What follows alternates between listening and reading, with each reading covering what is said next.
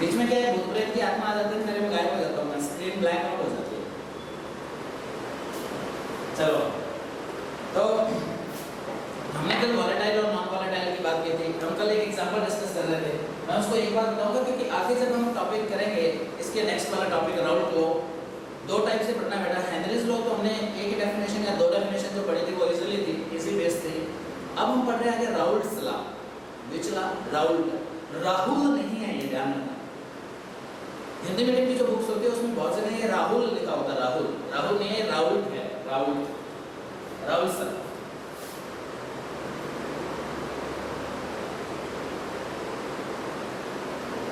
Now what is Raoult's law? The point of discuss. Before that, we have taken an example yesterday in which water plus sugar and water plus alcohol. मैंने आपको बोला था let's assume that इसका जो boiling point है वो x है और इसका boiling point कितना है y है। तो अगर आपको याद हो तो इसका boiling point x और इसका boiling point y, ये water plus sugar है। water का कितना होता है 100 डिग्री सेल्सियस। ऑब्वियस सी बात है कि शुगर का क्या होगा मोर देन 100, ठीक है, और वाटर का कितना 100 और अल्कोहल का क्या होगा लेस देन 100। अब ये तो लेस है और ये मोर है, इसका मतलब value of x is greater than value of y। मतलब इस दोनों का मिक्सचर, वाटर और शुगर का मिक्सचर जो है वो ज्यादा होगा, उस मिक्सचर का जो बॉइलिंग पॉइंट है वो ज्यादा होगा किसके, वाटर और अल्कोहल के मिक्सचर से। तो जब इसमें कौन सा सॉल्यूट है, वॉलेटाइल सॉल्यूट, तो यहाँ पे क्या आ रहा है, बॉइलिंग पॉइंट में कमी आ रही है, तो इसको बोलते हैं डिप्रेशन इन बॉइलिंग, डिप्रेशन, कमी होना। और वाटर प्लस शुगर है, इसमें क्या हो रहा है, बॉइलिंग पॉइंट में एलिवेशन आ रहा है, इसको बोलते हैं एलिवेशन इन बॉइलिंग पॉइंट। क्या बोलते हैं बेटा इसको, एलिवेशन इन बॉइलिंग पॉइंट। और जब इनकी वजह से, मतलब सॉलिड सॉल्यूट की वजह से वेपर प्रेशर में कमी आती है, तो इसको बोलते हैं relative lowering in vapour pressure. क्या बोलते हैं, relative lowering in vapour pressure. Hindi में बोलते हैं इसको वाष्प दाब में आपेक्षिक अवनमन, relative lowering in vapour pressure. तो ये डिस्कस हमने कल किया था x और y की वाली बात, मेरे हिसाब से आपको समझ आ गई होगी ये बात। अब हम बात करते हैं बेटा राउल्ट्स लॉ की, बहुत ही ध्यान से सुनिएगा क्योंकि आगे वाला जो चैप्टर है उसमें से एक न्यूमेरिकल आता है, वो न्यूमेरिकल मोस्टली राउल्ट्स लॉ पे बेस्ड होता है, और या फिर एक राउल्ट्स लॉ में दो लॉ है जिसमें जो सेकंड वाला होगा वो ज़्यादा इंपॉर्टेंट है। वो शायद पिछले साल या उससे लास्ट ईयर वो एग्जाम में पूछा गया था कि derive an expression for Raoult's law if a non-volatile solute is added. Derive an expression for Raoult's law if a non-volatile solute is added. Now, what do you mean by non-volatile that we have discussed now? Now there are two laws. The one is volatile solute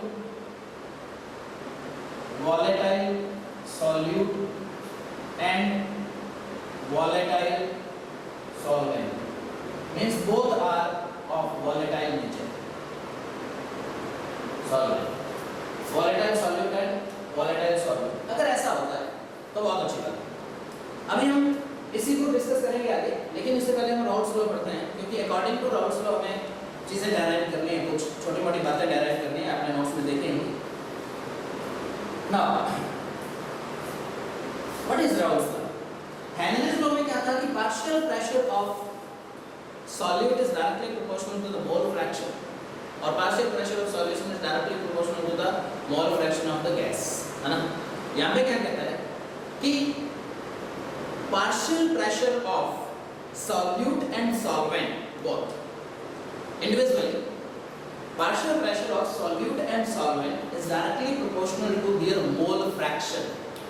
मतलब ये solute की mole fraction के directly proportional कौन होगा, solute का partial pressure, और solvent की mole fraction के directly proportional कौन होगा, solvent का partial pressure। इंडिविजुअली बिहेव करता है, इंडिविजुअली एक्ट करता है, इंप्लीमेंट होता है। सॉल्यूट के लिए सॉल्यूट की मोल फ्रैक्शन के डायरेक्टली प्रोपोर्शनल, और सॉल्वेंट के लिए सॉल्वेंट की मोल फ्रैक्शन के डायरेक्टली प्रोपोर्शनल। कौन होता है, partial pressure of solute and solvent. Solute और सॉल्वेंट का जो पार्शियल प्रेशर होता है वो उसमें प्रेजेंट उसकी जो मोल फ्रैक्शन होती है उसके डायरेक्टली प्रोपोर्शनल होता है, ठीक है ना। For example let's assume that we are having a component, we are having a solution which have two components A and B, and this A is solvent and B is solute, that we already know. This is solvent and this one is solute, right? Then according to Raoult's law, what happens? The partial pressure of A, let's assume that the partial pressure of A is PA and the mole fraction is XA. Similarly, partial pressure for B is PB and mole fraction is XA. Now, according to Raoult's law, the partial pressure of solute is directly proportional to its mole fraction. Means PA is directly proportional to XA. What is XA? Is the mole fraction of solvent. XA क्या है? Mole fraction है किसकी? Solvent की, और PA क्या है? Partial pressure है solvent का. So PA is directly proportional to XA. ये राउल्स लॉ है. Similarly, PB is also directly proportional to XB. Now, just remove the proportionality sign. PA is equal to PA naught XA. Now, what is this PA naught? Now, PA naught is the absolute pressure. What do you mean by absolute? देखो, हम जब भी proportionality sign को हटाते हैं, remove करते हैं जब भी प्रोपोर्शनैलिटी साइन को, there is a constant which is known as proportionality constant, और अगर कुछ उसका अलग से नाम हो तो हम उसको उस नेम से डिफाइन कर देते हैं, as we have discussed or as we have defined it in Henry's law as a Henry constant. Kh, that was the Henry constant. So similarly, here PA is directly proportional to XA, where PA equivalent to PA naught XA. Now what is PA naught? ये है partial pressure of pure solvent. PA A किसको define करता है? Solvent को. So the partial pressure of pure solvent. अब आप बोलोगे sir pure और इम्प्योर क्या है? सुनिएगा.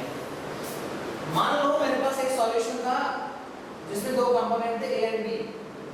If they are separate, the partial pressure is PA naught and PB. And if they are get mixed, then they form a solution. जब हम इनको मिक्स करते हैं और जब ये सॉल्यूशन का फॉर्मेशन करते हैं, now what happens after that? The partial pressure of solvent is PA and the partial pressure of solute is P. बात समझ में आई क्या? जब मिक्स नहीं किया गया था, they are pure.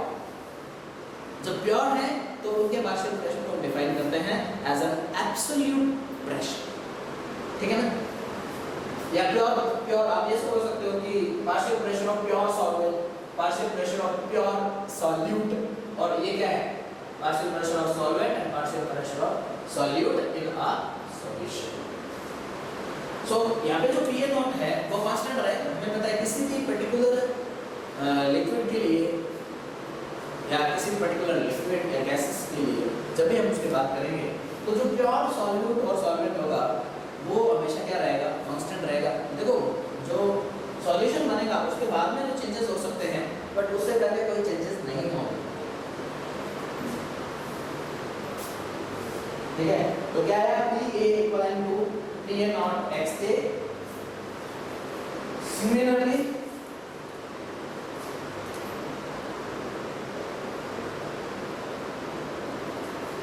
PB is directly proportional to XB, where PB equal to PB naught XB. ठीक है?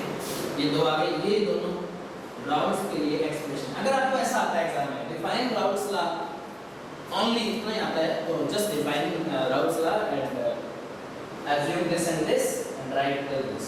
This is the Raoult's law. And if other you please derive an expression for the Raoult's law, तो हम जो आगे कर रहे हैं अभी वो चीज़ आपको एक्सप्लेन करनी है या डेराइव करनी है. इसमें थोड़ा मैथमेटिकल क्वेश्चन है तो ज़्यादा समझने की चीज़ें कम हैं और मैथमेटिकल क्वेश्चन है, तो प्लीज़ जब आप यहाँ समझ रहे हैं तो as per my concern you must have a rough notebook with you guys and please start writing it with me. जब मैं आपको समझाने लगता हूँ रुक जाता हूँ ना, जब मैं लिख रहा होता हूँ तो स्टार्ट राइटिंग इट, जब मैं समझाने लगता हूँ रुक जाता हूँ, प्लीज स्टॉप. ओके देन, और कान खुले रहने चाहिए. वैसे भी आपको मैंने बोला ईयरफोन यूज करें. नोटबुक एंड पेन आपके सामने होना चाहिए. और ईयरफोन्स आपके कानों में रहे कि जो भी मैं बोल रहा हूँ वो आपको सुनना चाहिए, देख तो आप यहाँ रहें। So PV equal to PV not x। Now according to what? Partial pressure, Dalton's partial pressure law हमने पढ़ा ना। According to Dalton's partial pressure law what happens? Suppose that according to Dalton's pressure law, partial pressure law, what happens? PT is the total pressure. This is equivalent to PA plus PB. P and PB आपको पता है क्या है? दोनों का partial pressure है, solid और solid. Now PT equivalent to what is the value of PA? That is PA not x. And what about PB? That is PB not x. Got it, guys? Now, from this, now as we can see, XA and XB दोनों अलग-अलग quantities हैं। एक के mole fraction हो सकता है हमें किसी एक के मोल फ्रैक्शन दिए और दूसरे के फाइंड आउट करने हो, या ऐसा भी हो सकता है कि एक के दिए हो, तो हम ये दोनों डिफरेंट पार्शियल मोल फ्रैक्शंस में है वैल्यूज। अब इसको हम एक में कन्वर्ट करेंगे। एक में कैसे कन्वर्ट करते हैं देखो, as we all know XA plus XB equivalent to unity। ये हमने पढ़ा है। तो यहाँ से आप चाहे XA की वैल्यू निकालो चाहे XB की निकालो। Let's assume that we find the value of XA। Now what happens? 1 minus XB।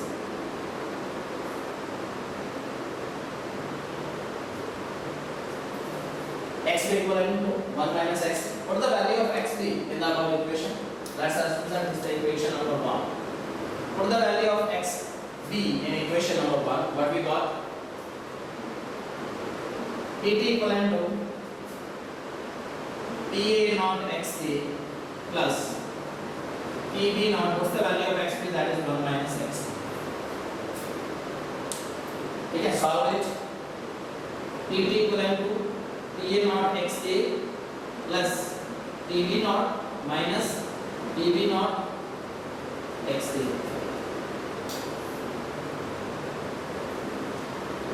देखो PT इक्वल टू क्या है? PA नॉट x है प्लस PB से इसे मल्टीप्लाई किया तो PB not plus minus minus PB not x है। अब देखो इन दोनों टर्म्स से, ये जो दोनों टर्म्स हैं इनसे क्या कॉमन आ रहा है बेटा? x a कॉमन आ रहा है, तो हम इसको कॉमन निकाल लेते हैं। देखो क्या आएगा? PT इक्वल टू x से कॉमन आ गया, अगर x a कॉमन आ गया, क्या बचा? PB नॉट माइनस है, PA नॉट प्लस है, क्या आएगा? PA not minus PB not plus क्या आ गया? PB। ये किसकी फॉर्म में आ गया बेटा? XA की फॉर्म में आ गया। अगर XB की फॉर्म में निकालना है तो XA की जगह लिख दो 1 माइनस XB। ये XB पहले से है, ये 1 माइनस XB होगा, XB की फॉर्म में जैसे सिमिलरली, है ना। तो ये जो एक्सप्रेशन है वो क्या है? टोटल प्रेशर आया। अगर हमारे पास मोल फ्रैक्शन किसी एक की है और दोनों के हमें पार्शियल प्रेशर, प्योर सॉल्यूट और सॉल्वेंट के पार्शियल प्रेशर पता है, तो हम टोटल जो सॉल्यूशन है उसमें टोटल प्रेशर को मेजर कर सकते हैं by this equation, right? Mathematical expression. So PT equal to PA not minus PB not XA plus PB not. अब इस इक्वेशन का जब भी हमें ग्राफ प्लॉट करना होता है, जब भी हम ग्राफ रोटेशन की बात करते हैं, तो हमें एक चीज़ याद रखनी है कि जब भी हम ग्राफ प्लॉट करते हैं तो हमें क्या चीज़ ध्यान में रखनी चाहिए? मेन वो ये कि वो जो रिएक्शन है, सॉरी वो जो इक्वेशन है वो किससे सिमिलैरिटी शो करती है? वो इक्वेशन किस चीज़ से सिमिलैरिटी शो करती है? तो हम बोलते हैं let's assume that this is equation number 2, ठीक है? Compare equation 2 with a straight line equation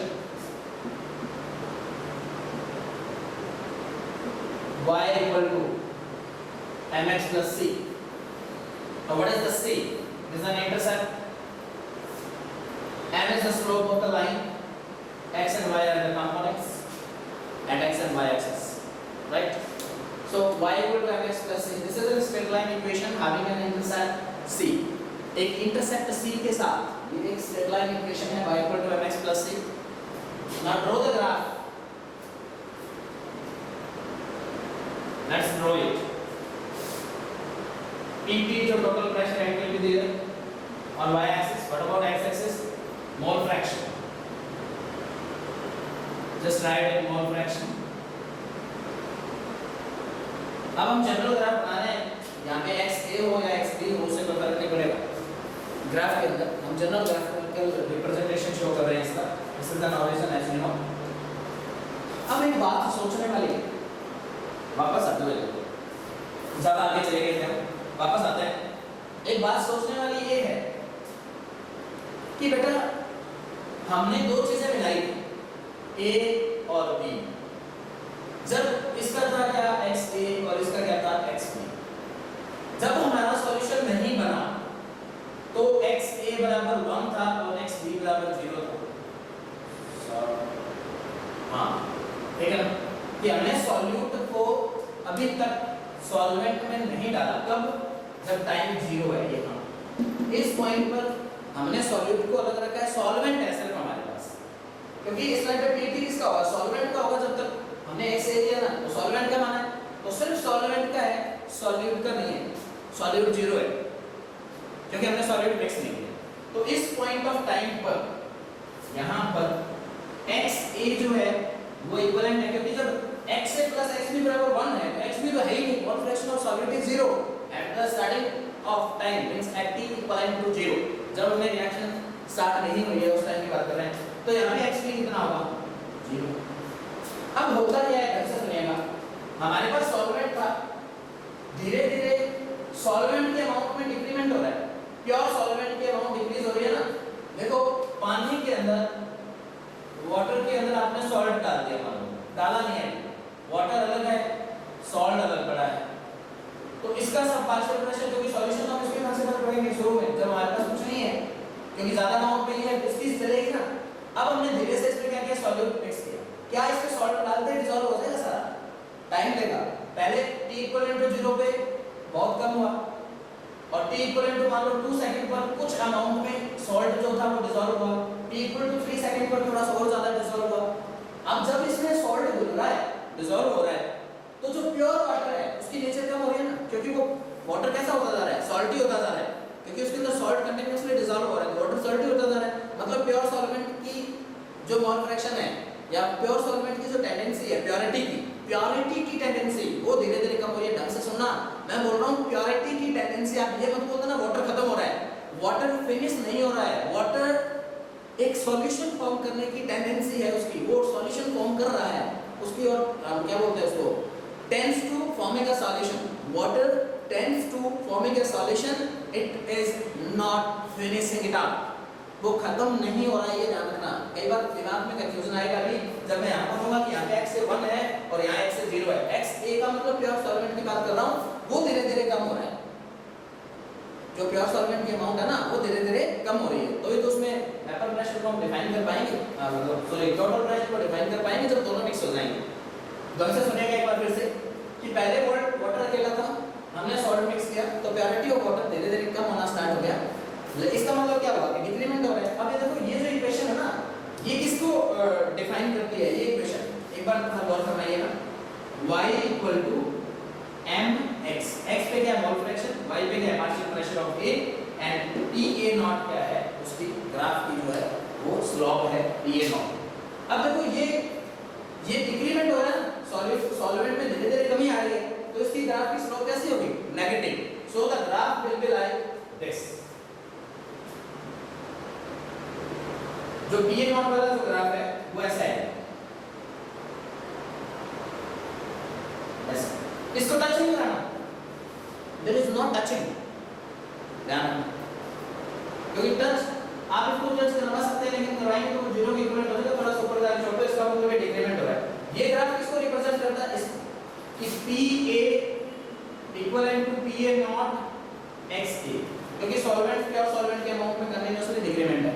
अब धीरे धीरे क्या हो रहा है, जैसे जैसे हम आगे बढ़ रहे हैं वैसे वैसे XA तो पूरा होता जाएगा और उसके अंदर कौन आता जाएगा? सॉल्यूट। और जब सॉल्यूशन बन जाएगा ना तो उसके अंदर हम ये नहीं बोल सकते कि प्योर सॉल्यूट है, लेकिन हम ये बोल सकते हैं कि उसके अंदर जितना सॉल्यूट हमारे पास था हमने सारा का सारा उसके अंदर डिसॉल्व कर दिया, तो उस टाइम पर सॉल्वेंट प्योर नहीं रहेगा, दोनों मिक्स रहेंगे।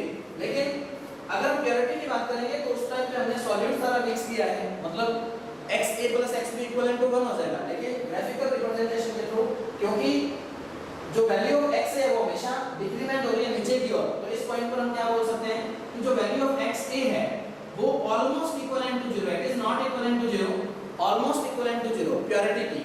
और वैल्यू ऑफ XB है वो किसके इक्विवेलेंट हो गया, 1 की। ठीक है, अभी मैं इसको पूरा कर देता हूं, फिर आपसे पूछूंगा कि समझ आया कि नहीं आया, नहीं तो ये बीच में रह जाएगा। सो XA = 0, मैंने ये नहीं बोला कि सॉल्वेंट खत्म हो गया, मैंने बोला कि मोल फ्रैक्शन जो होते हैं सॉल्वेंट के वो धीरे-धीरे उसमें डिसॉल्व होना स्टार्ट होते हैं, तो इसकी प्योरिटी धीरे-धीरे कम हो रही है। आप बोलोगे सर सॉल्यूट की प्योरिटी भी कम हो रही है ना, सॉल्यूट तो पहले था ही नहीं, सॉल्यूट तो हम मिक्स कर रहे हैं, तो उसकी किस बात की प्योरिटी है, वो तो मिक्स कर रहे हैं ना, हम डाल रहे हैं कि सॉल्यूशन बनाना है। अब दूसरा है कि XB की अमाउंट धीरे-धीरे इंक्रीज हो रही है, ये भी y = mx है, इसमें कोई भी वो नहीं है, क्या बोलते हैं उसको, वो कौन हो इंटरसेप्ट वो नहीं है। तो XB वाले ग्राफ को मैं ऐसे रिप्रेजेंट कर देता हूं, ये ग्राफ किसको रिप्रेजेंट करता है,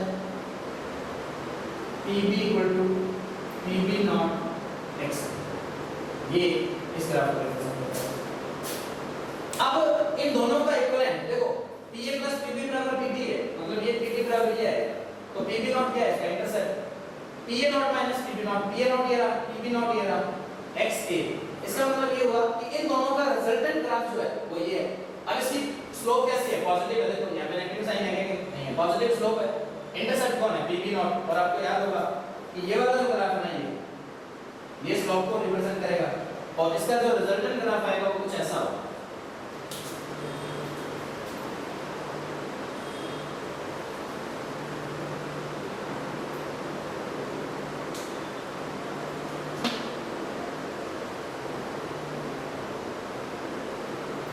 ठीक है, ये थोड़ा सा और नीचे इसके बाद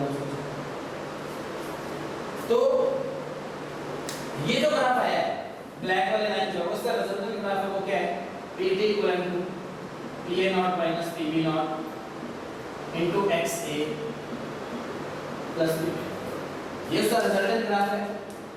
ये ग्राफ किसका है, सॉल्वेंट का है, ये सॉल्यूट का है, और ये उसका रिजल्टेंट ग्राफ है किसका, इस एक सॉल्यूशन का जिसमें A और B दो टाइप के कंपोनेंट हैं, उनका एक रिजल्टेंट ग्राफ जो है वो ऐसा ऑब्टेन हुआ है। तो स्टार्टिंग से हमने राउल्स लॉ पढ़ा, फिर राउल्स लॉ में हमने डॉल्टन पार्शियल प्रेशर लॉ का यूज किया, उसके बाद हमने इसको एक्सप्रेशन को डेराइव किया, और लास्ट में हमें एक्सप्रेशन ये मिला, ये XA की फॉर्म में, आप इसको XP की फॉर्म में ले सकते हैं, दैट डजंट मैटर, उसमें उल्टा हो जाएगा, PA0 - PB हो जाएगा। PT बराबर कुछ ऐसा है, दो ग्राफिकल रिप्रेजेंटेशन थे, एक सॉल्यूट का था जो कंटीन्यूअसली सॉल्यूट के अमाउंट हम बोल रहे हैं, तो सॉल्यूट की अमाउंट धीरे-धीरे बढ़ रही है, और सॉल्वेंट की जो प्योरिटी है वो धीरे-धीरे घट रही है, तो इसका डिक्रीमेंट ग्राफ है, इसका इंक्रीमेंट ग्राफ है, और ये टोटल क्या है, PT = PA0 - PB0 XA + PB0 की वैल्यू डिफाइन होती है यहाँ से। अब अगर आपको इस टॉपिक में, क्योंकि we are having last 9 minutes just for ending up the class, so if you guys have any doubts then please ask, please, any one of you if you have any doubts please ask.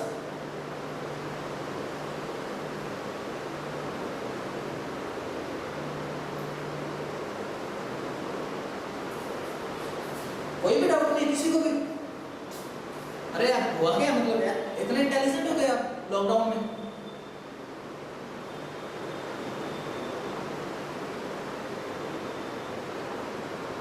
Yes जोर से बोलो थोड़ा,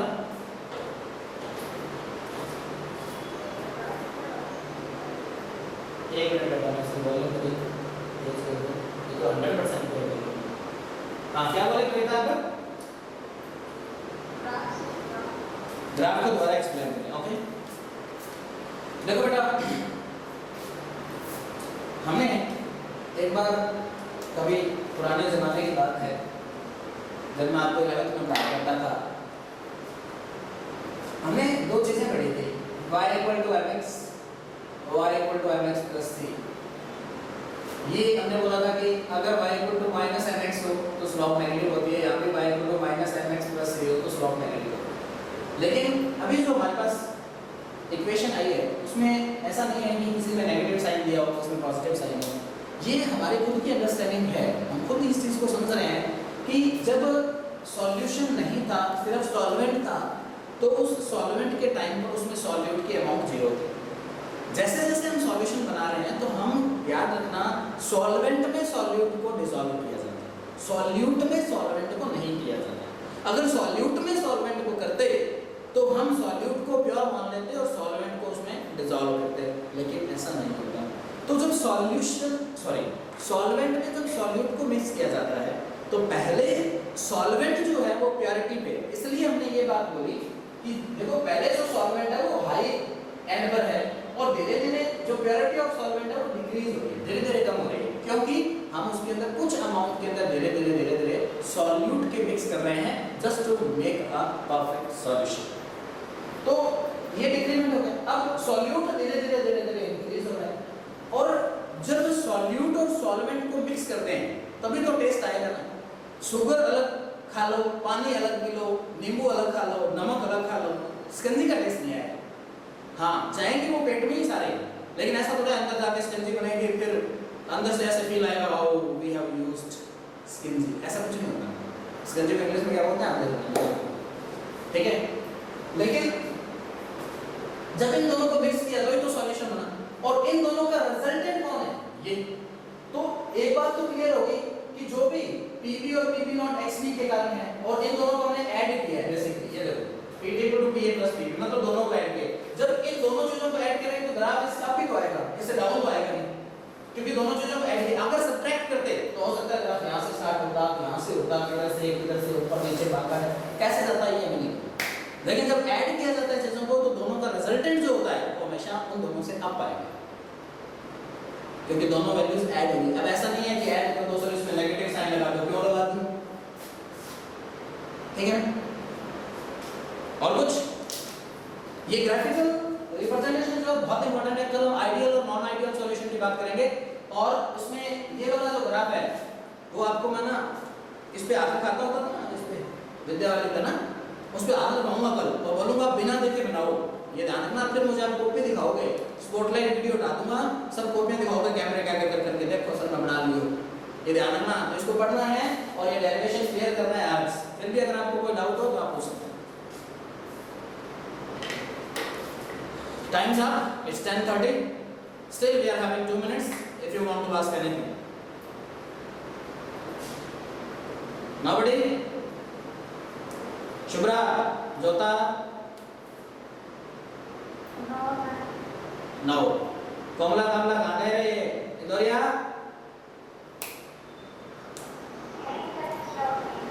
क्या? ओह, सारा clear है? All clear तो नहीं है?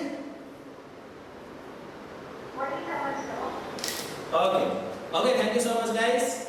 Please be ready for the next class and please don't leave the meeting in between. If you are having any problem, just refresh your app or message me on WhatsApp. Right? I'll provide you the solution. Please don't leave the class in between. Thank you so much for joining us.